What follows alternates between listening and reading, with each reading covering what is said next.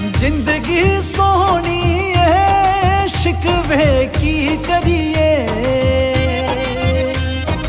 अग ला के टेंशन नू दुनिया दी सैर करिए।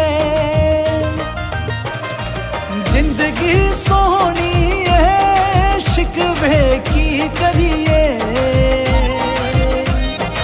अग ला के टेंशन नू दुनिया दी सैर करिए।